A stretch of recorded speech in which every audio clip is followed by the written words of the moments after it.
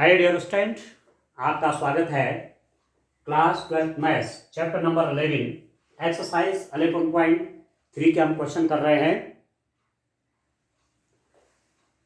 त्रिविमीय ज्यामिति 3 dimensional geometry के question कर रहे हैं। ये चैप्टर बहुत इंपॉर्टेंट है।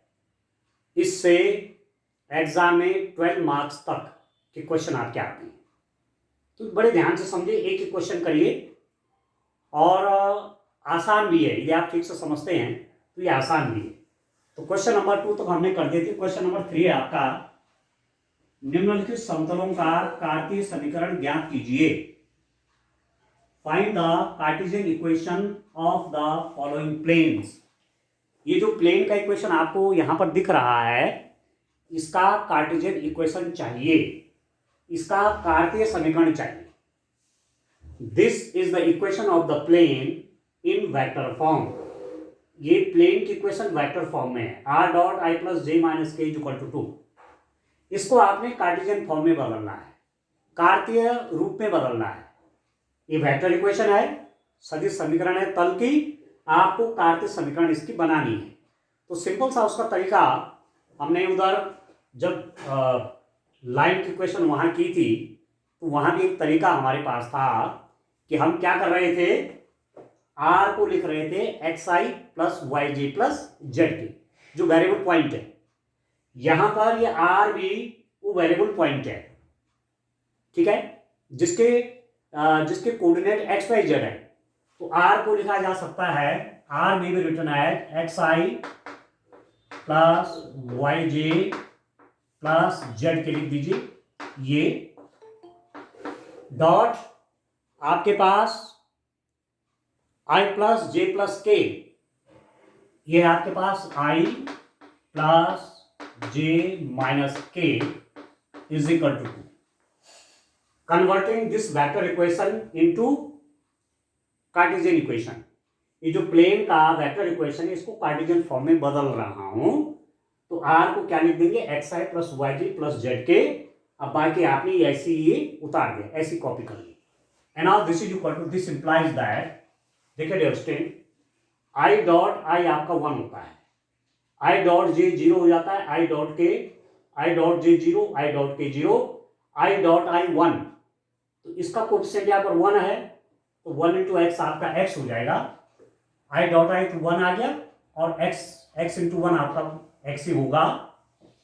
j का देखिए, j का डॉट i के साथ 0, j का डॉट k के साथ 0, j का डॉट j के साथ 1। इसका कोएफिशिएंट 1 है, इसका x है, यहां पर y बचेगा।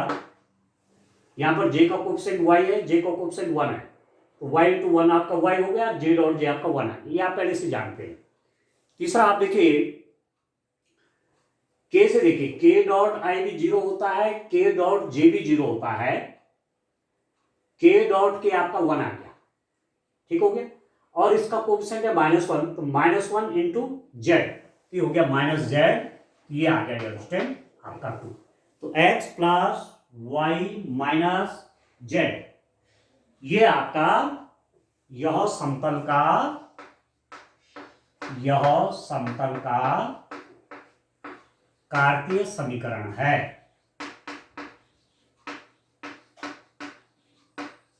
This is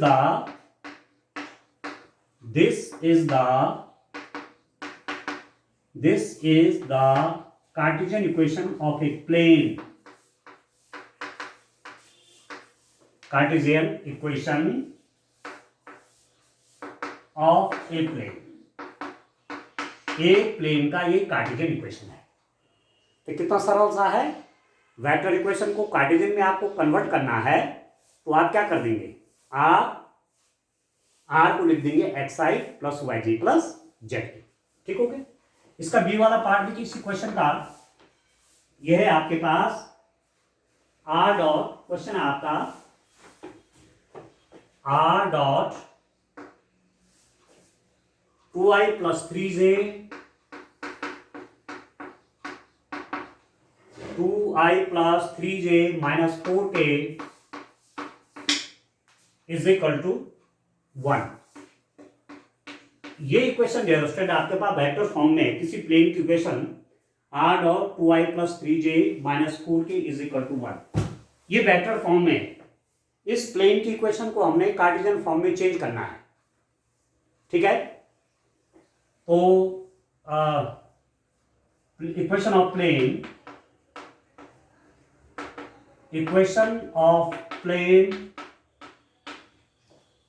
in cartesian form,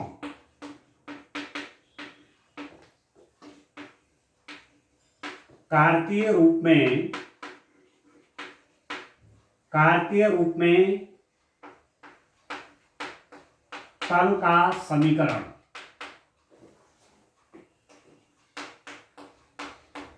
तरीका आपके पास क्या है डियर स्टूडेंट कि सिंपल सा वेक्टर इक्वेशन में जो आर दिया हुआ है, आर को लिख लीजिए xi plus y j plus z के।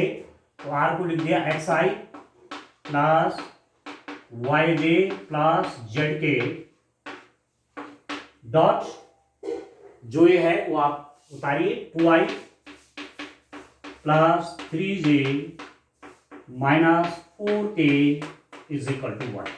केवल आपको आर को लिख देना है xi plus y j plus z k लिख देना है, केवल इतना आपको कर देना है, बाकी डॉट प्रोडक्ट बनाना है। अब i का डॉट i के साथ 1, i का डॉट j के साथ 1 लिखने की आवश्यकता नहीं है, i का डॉट k के साथ 0, i का डॉट j के साथ 0, i का डॉट k के साथ 0 लिखने की जरूरत नहीं है। i का डॉट i के साथ 1 और 2 की मल्टीप्लाई x के साथ हो जाएगी, तो ये हो जाएगा दिस इंप्लाइज 2x, ठीक है। अब j का डॉट i के साथ 0, j का डॉट k के साथ 0 लिखने की आवश्यकता नहीं है, j का डॉट j के साथ 1 और इस 3 का मल्टीप्लाई y के साथ प्लस 3y और k का डॉट i के साथ 0, k का डॉट j के साथ 0, k का डॉट k के साथ 1, तो माइनस 4 का मल्टीप्लाई j के साथ, ये हो गया minus 4z is equal to 1। तो ये प्लेन का इक्वेशन आ गया डियर स्टूडेंट, किस फॉर्म में, कार्टेशियन फॉर्म में आया। आपने निकालना ही, कार्तीय समीकरण निकालने हैं प्लेन के। तो ये आपका इक्वेशन आ गया 2x plus 3y minus 4z is equal to 1। तो कितना सिंपल सा है ये काम करना, ठीक है, कठिन नहीं है। तो चलिए अब मैं इसका नेक्स्ट पार्ट देखता हूं। इसका सी वाला पार्ट आप देखिए। आज एक स्टूडेंट नहीं जुड़े हैं, कोई कौन स्टूडेंट होंगे जो क्लास से नहीं जुड़े हैं, स्टूडेंट देख के बताइए। तो कौन स्टूडेंट है जो क्लास से नहीं जुड़े हैं? रॉबिन नहीं है। अच्छा रॉबिन नहीं है, चलिए ठीक है, बाद में देखेंगे अभी। चलिए इसका नेक्स्ट आप देखिए, इसका स्टूडेंट सी वाला पार्ट आप देखिए। अब क्वेश्चन है आपका क्वेश्चन नंबर 3 का सी, ये वाला है स्टूडेंट आर डॉट, उतार लेता हूं question, S minus 2ti plus 3 minus tj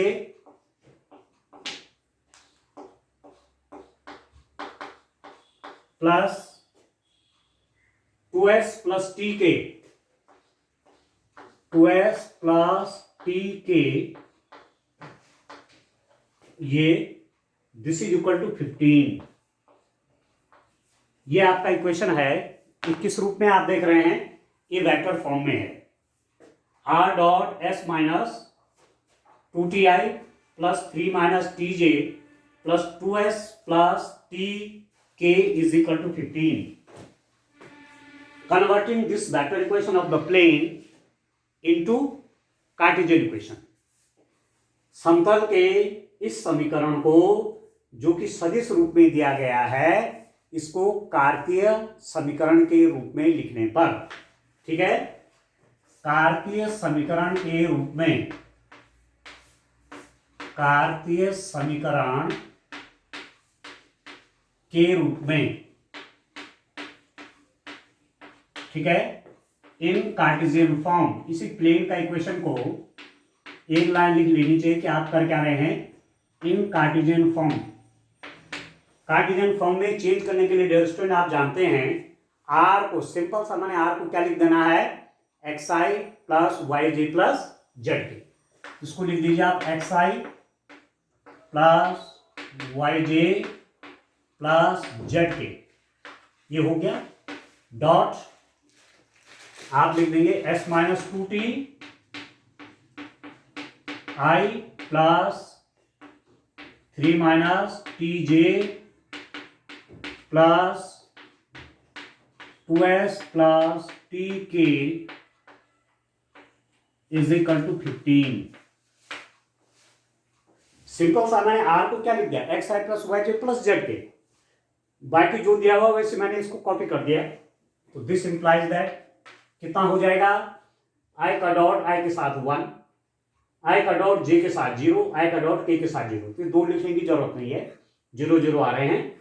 आई का डॉट आई के साथ 1 और तब एक्स की और इसकी मल्टीप्लाई होगी इस आई के कोएफिशिएंट की, ये हो जाएगा एक्स एस माइनस 2t,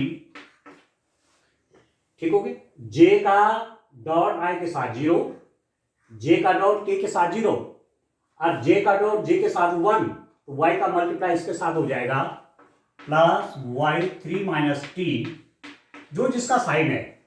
यहां पर j का कोएफिशिएंट भी प्लस में है और यहां j का कोएफिशिएंट भी प्लस में है, तो प्लस का मल्टीप्लाई प्लस के साथ प्लस ही है। प्लस आगे देखिए k का कोएफिशिएंट i के साथ 0, k का कोएफिशिएंट j के साथ 0, k का कोएफिशिएंट k के साथ 1, तो z का मल्टीप्लाई इसके साथ हो जाएगा z 2s plus t is equal to 15। ये आ गया डियर स्टूडेंट, ठीक है। अब आप चाहो तो इसको चेंज भी कर सकते हैं या आप चाहो तो इसको इस रूप में लिख दीजिए, और ऐसा लिख सकता हूं s minus 2tx plus 3 minus t y plus 2s plus t z is equal to 15।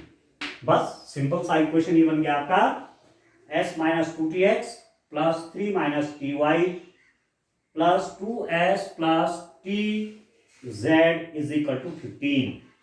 बस इस रूप में आपने ये क्वेश्चन करना था। कितना सरल क्वेश्चन है, और एक क्वेश्चन यदि पूछा जाता तो 4 मार्क्स से कमी आने वाला नहीं है।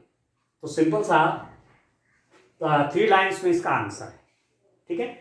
नेक्स्ट क्वेश्चन मैं रीड करता हूं डियर स्टूडेंट, ये बड़ा इंपॉर्टेंट क्वेश्चन है। क्वेश्चन नंबर 4, निम्नलिखित स्थितियों में मूल बिंदु से खींचे गए लंब के पाद के निर्देशांक ज्ञात कीजिए।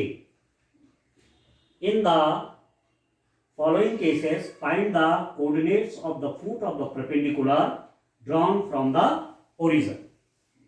ओरिजिन से प्लेन पर परपेंडिकुलर डाला गया है। ये बड़ा इंपॉर्टेंट क्वेश्चन है। एक क्वेश्चन आप समझ देंगे तो फिर बाकी आप खुद कर लेंगे। तो बड़ा इंपॉर्टेंट क्वेश्चन है। आप देखिए क्या क्वेश्चन है कि प्लेन पर कोई परपेंडिकुलर डाला गया है, और प्लेन पर परपेंडिकुलर कहां से डाला गया है, ओरिजिन से डाला गया है।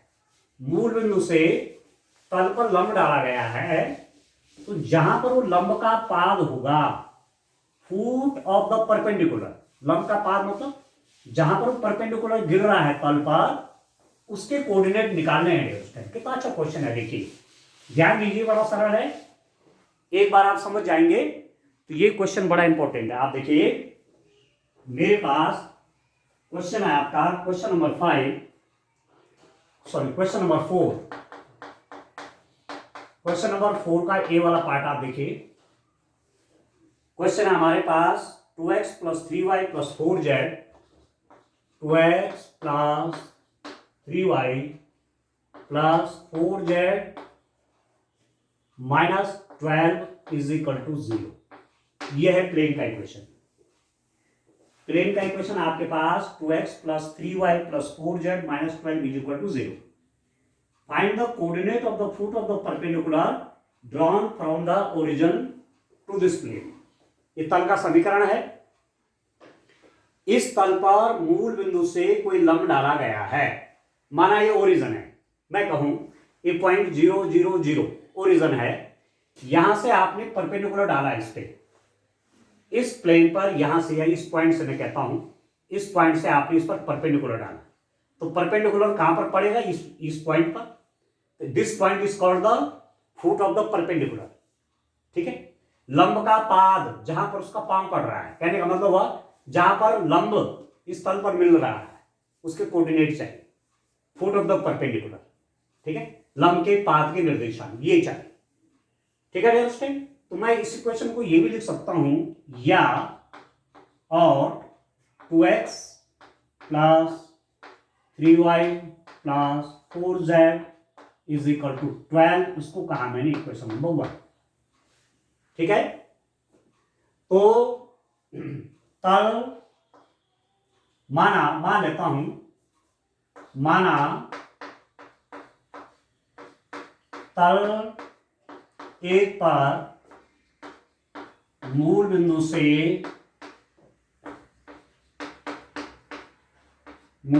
से डाले गए लंब के पाद के निर्देशांक, लंब के पाद के निर्देशांक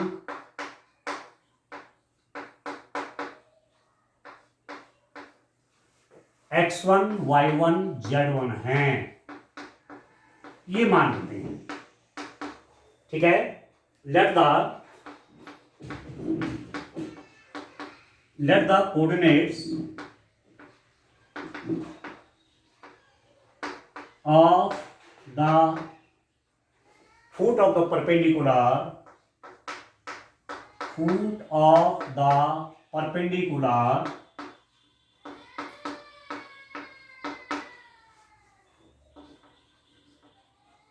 from origin be x1 y1 z1, ठीक है। आपने ओरिजिन से जो प्लेन पर परपेंडिकुलर डाला, ठीक है अंडरस्टैंड, उसके फुट क्या हैं, फुट के कोऑर्डिनेट ये हैं। तो आप थोड़ा सा एक फिगर बना लीजिए बाय द वे समझने के लिए। ये मैंने कहा ये हमारे पास एक्सिस सिस्टम है, एक्स एक्सिस है, वाई एक्सिस है, जेड एक्सिस है। ये मैं कोई प्लेन मान लेता हूं यहां पर, ये इस प्लेन पर ओरिजिन से, ओरिजिन मतलब 0 0 0 से, ओ पॉइंट मैंने लिया है ओरिजिन, यहां से ये कोऑर्डिनेट है, सॉरी यहां से जो परपेंडिकुलर आपने डाला है ये माना फॉर एग्जांपल मैंने कहा पी, ओरिजिन से इस प्लेन पर जो परपेंडिकुलर पड़ा इसका फुट किस पॉइंट पर है, पी पॉइंट पर इसका फुट है, ठीक हो गया, ठीक है अंडरस्टैंड, ठीक है। कैसा दिख रहा है ऐसे में, ठीक दिख रहा है। तो आप कह सकते हैं, ऐसा लिख सकते हैं, या समझ लीजिए आप समझने के लिए है, इस पॉइंट पी के कोऑर्डिनेट है x1 y1 z, ओरिजिन से इस प्लेन पर जो परपेंडिकुलर डाला उस परपेंडिकुलर के फुट है ये पाद, जहां पर ये गिर रहा है उसके कोऑर्डिनेट है x1 y1 z1, बहुत सिंपल, ठीक हो गई। अब आप देखिए लंब OP के दिक् अनुपात, ध्यान दीजिए, दिक् अनुपात, डायरेक्शन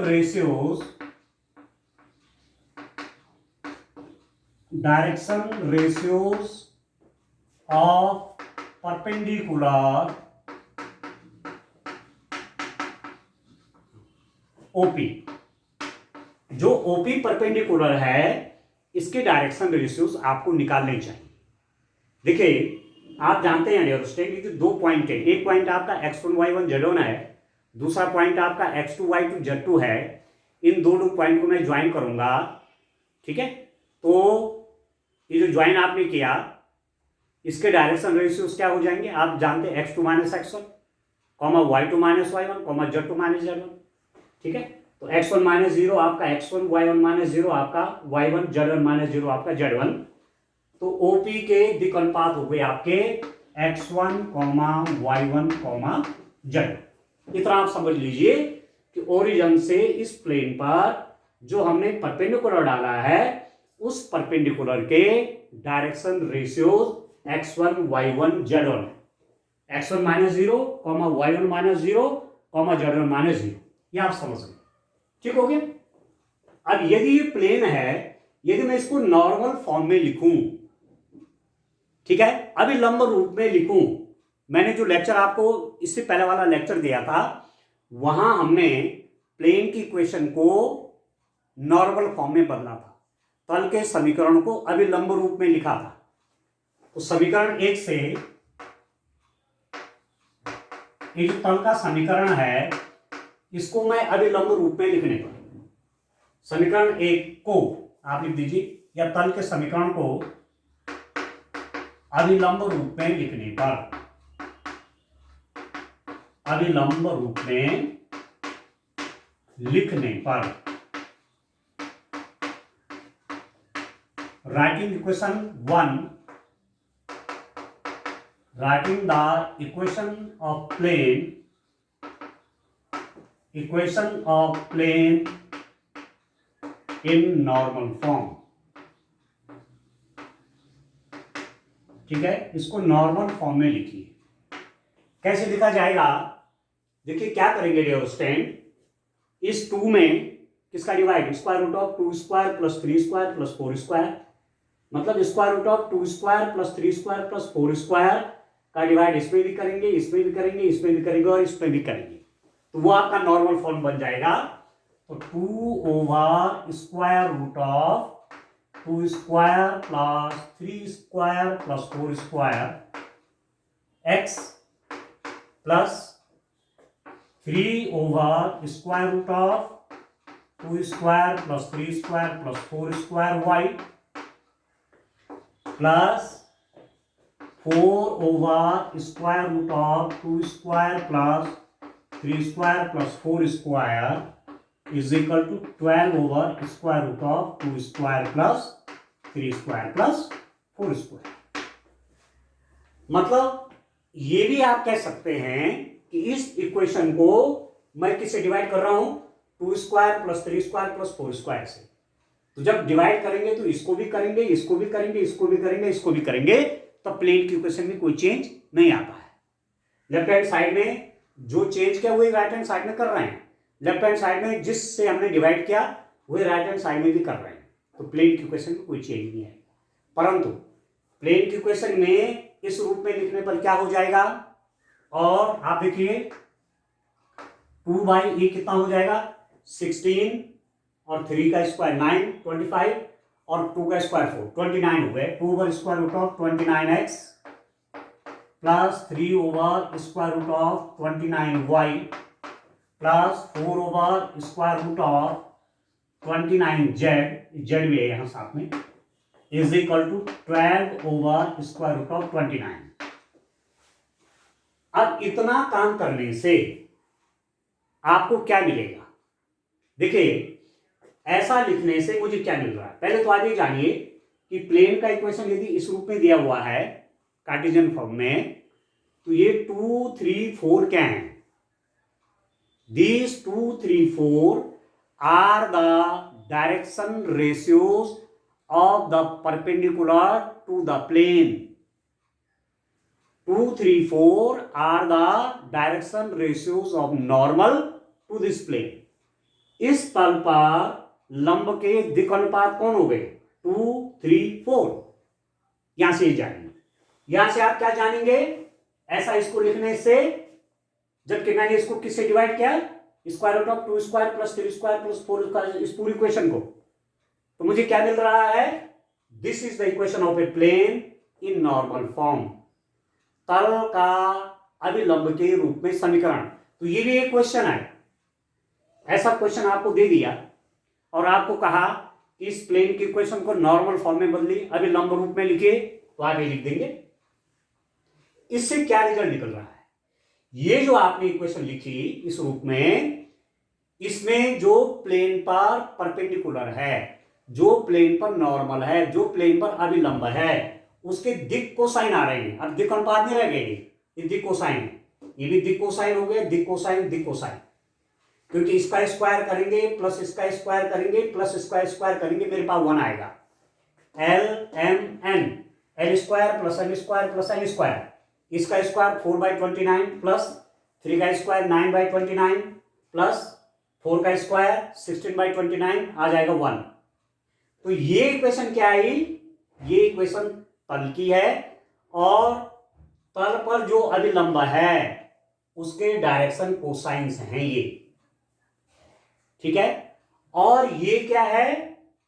ये तल पर मूल बिंदु से डाले गए लंब की लंबाई है। ये नहीं है लंब की लंबाई, मूल बिंदु से तल पर डाले गए लंब की लंबाई नहीं है ये।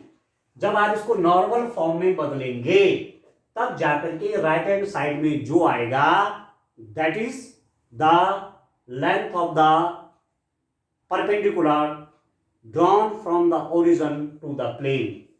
तल पर मूल बिंदु से डाले गए लंब की लंबाई ये, और उस लंब के दिक कोसाइन ये हो गई। यहां तक क्लियर हो गया? तो अब आप देखिए, तल एक पर डाले गए लंब के दिक कोसाइन, दिक कोसाइन डीसीज, इसमें कहते हैं डीसीज, डीसीज ऑफ परपेंडिकुलर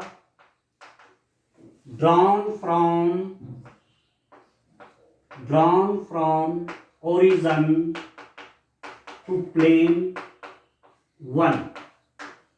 इस प्लेन पर ओरिजिन से जो परपेंडिकुलर डाला उसके डायरेक्शन रेशियोज, इसको डायरेक्शन कोसाइंस क्या हैं, तो लिख देता हूं। अब आपकी समझ में क्लियर आ गया होगा डायरेक्शन कोसाइंस क्या क्या हो गए।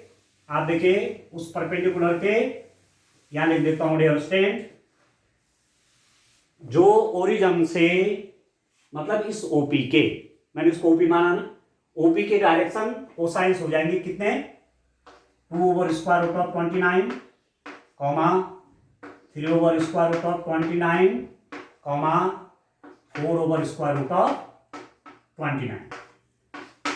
अब आप समझ गए होंगे बहुत क्लियर कि इस प्लेन पर ओरिजिन से जो परपेंडिकुलर डाला ओपी, उसके डायरेक्शन कोसाइंस हैं ये, और ये x1 y1 z1 इसी ओपी के डायरेक्शन रेशियोज हैं। इस ओपी के जो कि ओरिजिन से इस प्लेन पर परपेंडिकुलर डाला उसके दिक अनुपात ये हैं और दिक कोसाइन ये रिजल्ट आ गया। अब आपने पढ़ा है, जब हम आपको 3 डायमेंशनल कोऑर्डिनेट ज्योमेट्री हमने शुरू की तो वहां हमने आपको बताया कि किसी लाइन के डायरेक्शन कोसाइंस और डायरेक्शन रेशियोज क्या होते हैं? प्रोपोर्शनल होते हैं, समानुपाती होते हैं, ठीक है। किसी लाइन के डायरेक्शन कोसाइंस और डायरेक्शन रेशियोज क्या होते हैं? समानुपाती होते हैं, ठीक है। ये आपने पढ़ा है जब हमने निकाला था ना उधर ABC हम डायरेक्शन रेशियोज कह रहे थे, LMN हम डायरेक्शन कोसाइंस कह रहे थे। तो जब हमने उनमें संबंध निकाला था तो हम इस रिजल्ट पर पहुंचे थे कि डायरेक्शन रेशियोज और डायरेक्शन कोसाइंस प्रोपोर्शनल होते हैं, समानुपातिक होते हैं, ठीक है। तो आप जानते हैं DCs and DRs are proportional,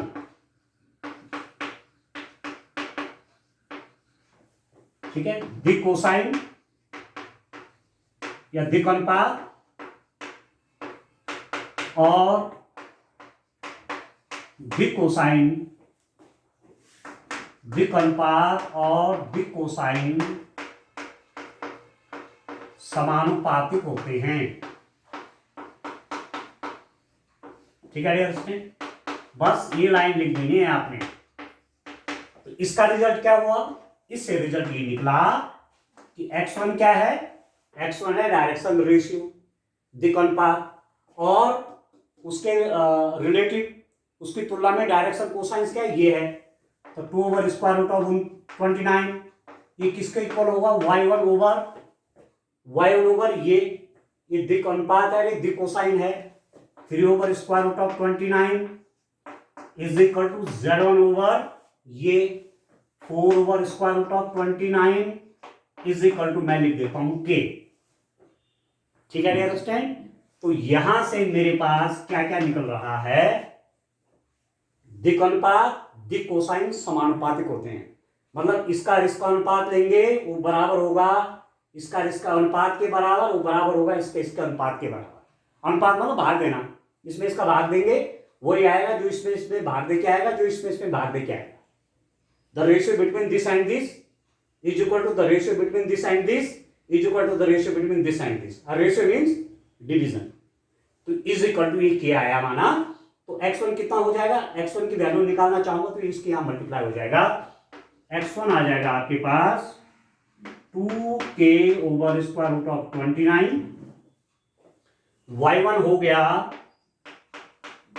3k over square root of 29 और z1 हो गया, z1 की मल्टीप्लाई यहां कर लीजिए 4k over square root of 29। ठीक हो गया।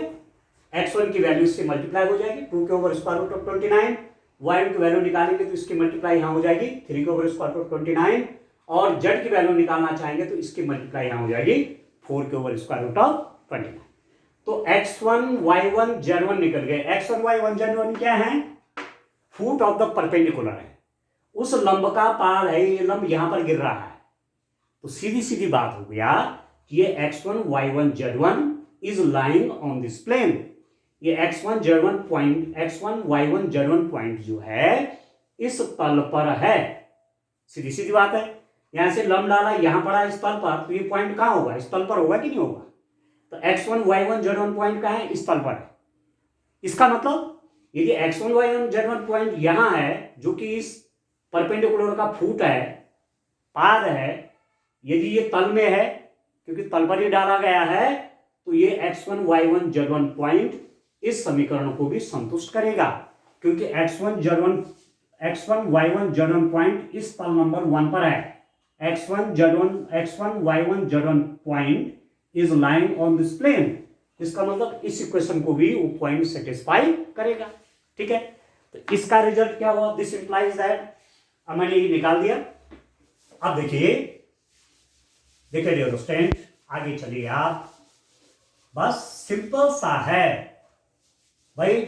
आप लंब का पाद मानिए, फुट ऑफ द परपेंडिकुलर ले लीजिए x1 y1 z1, उस फुट ऑफ द परपेंडिकुलर के डायरेक्शन रेशियो निकालिए, फिर उसी परपेंडिकुलर के डायरेक्शन कोसाइंस कहां से निकालेंगे, तल के समीकरण को नॉर्मल फॉर्म में चेंज करके, फिर डायरेक्शन रेशियो और डायरेक्शन कोसाइंस का रेशियो ले लीजिए, वो सब इक्वल होंगे। ठीक है, तो वहां से x1 y1 z1 निकल गया। अब ये वैल्यू x1 y1 z1 की यहां रखेंगे, लिखिए, देखिए बिंदु x1 y1 z1, ठीक है, तल 1 में है। ठीक है, point x1 y1 z1 is lying on 1 इस प्लेन में। इसका मतलब क्या होगा, 2x1 plus 3y1 plus 4z1 is equal to 12 होगा। सीधी सीधी बात है, x1 y1 z1 जो है इस प्लेन में है, इसका मतलब इसको सेटिस्फाई करें। x की जगह पे x1 करिए, y की जगह पे y1 करिए, z की जगह पे z1 करिए, लिख दिया। अब x1 y1 z1 की वैल्यू मेरे पास ये निकली हुई है, ये x1 की वैल्यू है, ये y1 की वैल्यू, z1 की वैल्यू। ठीक है, तो लिख दीजिए 2 इंटू x1, x1 है 2 के over square root of 29 plus 3 into y1, y1 है 3 के over square root of 29 plus 4 into z1, z1 ये है 4 के over square root of 29 is equal to 12। अब सिंपल सॉल्व करिए, दिस इंप्लाइज दैट कितना हो जाएगा, 4k plus 9k plus 16k divided by square root of 29 क्योंकि सबका एलसीएम स्क्वायर रूट ऑफ 29 हो जाएगा, दिस इज इक्वल टू 12। इसको सॉल्व करते हैं डियर स्टूडेंट। अब सॉल्व करने पर आपको क्या मिलेगा, देखिए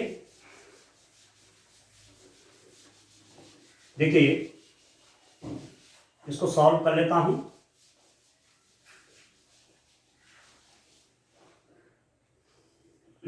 क्या था मेरे पास, था x1 था 2k over square root of 29, इसकी मुझे जरूरत पड़ेगी भी। y1 था 3k over square root of 29 और z1 था 4k over square root of 29। ये था x1 y1 z1 की वैल्यू, ये मैंने यहां सेव कर दिया इसको। ठीक हो गया। अब आप देखिए इसको सॉल्व करिए। दिस इंप्लाइज दैट 16 25 और 429 हो गया। 29k divided by square root of 29 is equal to 12। अब दिस इंप्लाइज दैट, आप देखिए 29 को क्या लिख सकता हूं, square root of 29 into 29 divided by square root of 29 is equal to k। 29 को क्या लिख दिया, square root of 29 into square root of 29, एक से काट दीजिए तो दिस इंप्लाइज दैट 12 है डियर स्टूडेंट। k की वैल्यू कैसे निकलेगी, स्क्वायर रूट ऑफ 29 के 12 है तो k निकल जाएगा 12 ओवर स्क्वायर रूट ऑफ 29। यहां पर k की वैल्यू लिख देता हूं, k मेरे पास आया 12 over square root of 29।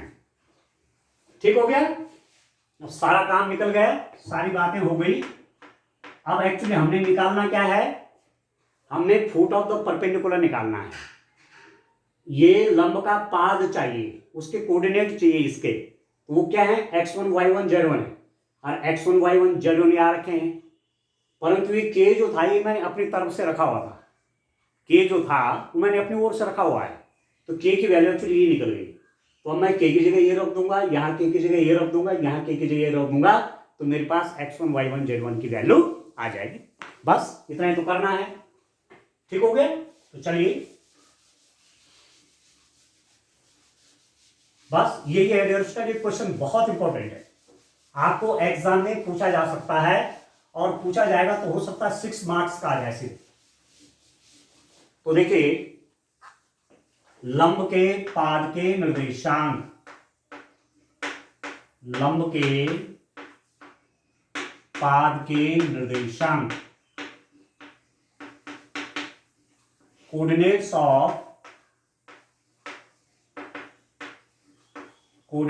Of foot of the perpendicular